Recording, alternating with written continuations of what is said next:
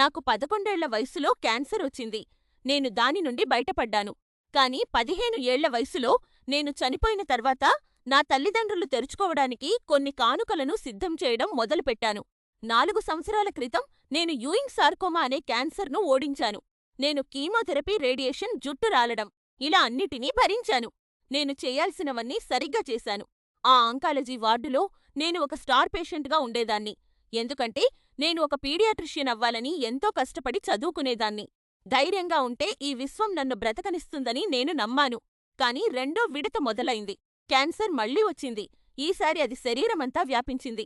ఊపిరితిత్తులు, కాలేయం, ఎముకలు ఇలా ప్రతిచోటా. ఇది ఇక నయం కాదని డాక్టర్లు చెప్పారు. వారు నన్ను పాలియేటివ్ కేర్కు మార్చాలనుకున్నారు. అంటే నెమ్మదిగా మరణించడమనే. దానికి అది ఒక అందమైన పేరు మాత్రమే. నేను చాలా భయపడ్డాను, కోపంగా ఉన్నాను. నేను ఒక విషాదగాథగా మిగిలిపోవాలని కోరుకోలేదు. నేను కేవలం ఒక సాధారణ వ్యక్తిగా ఉండాలనుకున్నాను. నాకు ఒక ప్రియుడు ఉండాలని, సముద్రంలో పడవ నడపడం నేర్చుకోవాలని ఆశపడ్డాను.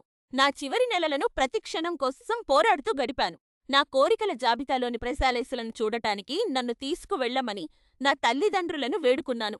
మేము అజోర్స్ వెళ్ళాము. అక్కడ నేను తిమింగలాలను చూశాను మరియు సముద్రంలో స్నార్కెలింగ్ చేశాను.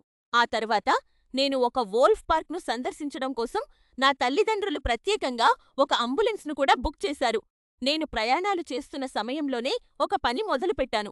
నేను చనిపోయిన తర్వాత నా తల్లిదండ్రులు వారి పుట్టినరోజులు మరియు పండుగల సమయంలో తెరుచుకోవడానికి కొన్ని పోస్ట్ కార్డులు రాశాను మరియు చిన్న చిన్న కానుకలను సిద్ధం చేశాను. అవి చదివినప్పుడు వారి గుండెలు ముక్కలవుతాయని నాకు తెలిసినా, నా జ్ఞాపకాల్లో ఏదో ఒకటి వారి దగ్గర ఉండాలని నేను కోరుకున్నాను. సెప్టెంబర్ నాటికి వీల్చైరే నా శాశ్వత నివాసంగా మారింది. శ్వాస తీసుకోవడం కూడా ఒక పోరాటంగా మారింది.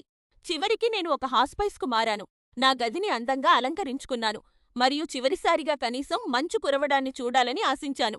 ఎటువంటి అద్భుతం జరగలేదని నిరాశతో నా చివరి రోజులను గడిపాను. కాని చివరికి నాకు ఒక రకమైన ప్రశాంతత లభించింది. నేను ఇంకా చనిపోవాలని అనుకోలేదు.